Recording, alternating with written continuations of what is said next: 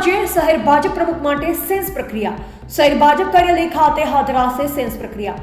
પ્રદેશ નિરીક્ષકોની team સુરતમાં દાવેદારોની રજૂઆત સાંભળશે. અલગ અલગ દાવેદારોની સેન્સ પ્રક્રિયા હાથ ધરવામાં આવશે. ભાજપ પ્રમુખની રેસમાં પરેશ પટેલ અને હેમાલી બોઘાવાળાનું નામ સૌથી વધુ આગળ. પરેશ પટેલ, CR પાટીલ સૌથી નજીકના સાથી, જ્યારે હેમાલી બોઘાવાળા ભાજપના વર્ષોથી સક્રિય કાર્યકર.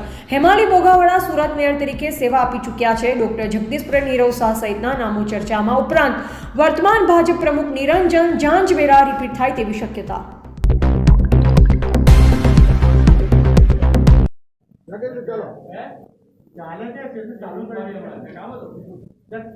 મિત્રો, આપ સૌ જાણો છો કે ભારતીય જનતા પાર્ટીમાં પ્રદેશમાં સંગઠન પર્વ, અખિલ ભારતીય પર્વ ચાલી રહ્યું છે.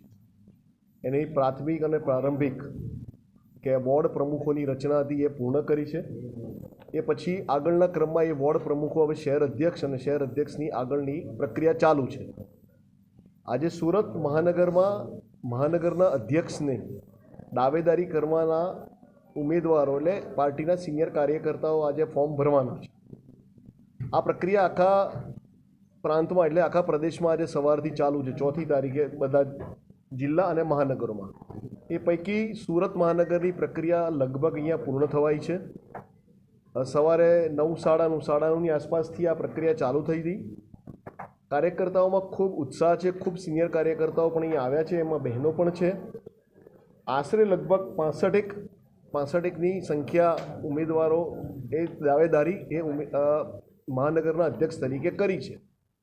આ બધા જ મિત્રો જેમને દાવેદારી કરી છે, જેમના ફોર્મ છે, એમની બપોર પછી સ્ક્રુટિની થઈ સાંજે આ જ મહાનગરમાં સંકલન થશે અને એનો એક રિપોર્ટ બનાવી અમે સૌ 4 મારી સાથે પ્રદેશમાંથી કુલદીપભાઈ સોલંકી કે જેઓ પંચમહાલ જિલ્લાના મહામંત્રી છે પાર્ટીના, સુરત મહાનગરના જ પંકજભાઈ અને રમેશભાઈ ઉકાણી પણ મારા સાથી, અમે આખી પ્રક્રિયામાં જોડે રહ્યા છે. એટલે પ્રમુખની દાવેદારીના ફોર્મની પ્રક્રિયા લગભગ ભરવાની હવે પૂર્ણ થઈ ગઈ છે. મેં કીધું એ પ્રમાણે આશરે 65 ફોર્મ આવ્યા છે. એ સ્ક્રુટિની કરવાની બાકી રહેશે. મેં આપને કીધું સામેથી મહિલાઓના ફોર્મ છે. સંકલનમાં પાર્ટીનો ક્રાઇટેરિયા છે. એ પ્રમાણે પાર્ટીના ક્રાઇટેરિયા પ્રમાણેના લોકો અપેક્ષિત રહેશે. શહેર પ્રમુખ એટલે આપણે આપ સૌ જાણો છો કે પાર્ટીના શહેર પ્રમુખ એટલે સિનિયર કાર્યકર્તા તરીકેની જવાબદારી હોય છે. એટલે સૌથી પહેલાં એમનો અનુભવ હોય છે. ઘણા સમયથી પાર્ટીમાં કામ કર્યું હોય, સક્રિય સભ્ય 2 કે 2થી વધુ વખત હોવા જોઈએ. અને ભૂતકાળમાં નીચે બોર્ડથી કે શહેર કે ક્યાં સંગઠનમાં ક્યાંક નાની મોટી જવાબદારી જેમના સિરે હતી, એક મિત્રો આ ફોર્મમાં એટલે આના માટેની ઉમેદવારી કરી શકે છે. ખરી કે મહિલાઓને અહીંયા પ્રમુખ બનાવવામાં આવે. મેં આપને પહેલાં પણ કીધું કે અહીંયા મહિલા એનું કાર્યકર્તાઓએ ફોર્મ ભર્યા છે. ઉમેદવારની પસંદગીની પ્રક્રિયામાં એ થશે તો પાર્ટી જે પણ નિર્ણય કરશે એ પ્રદેશનો નિર્ણય થશે. મિત્રો એ પ્રદેશ જણાવશે.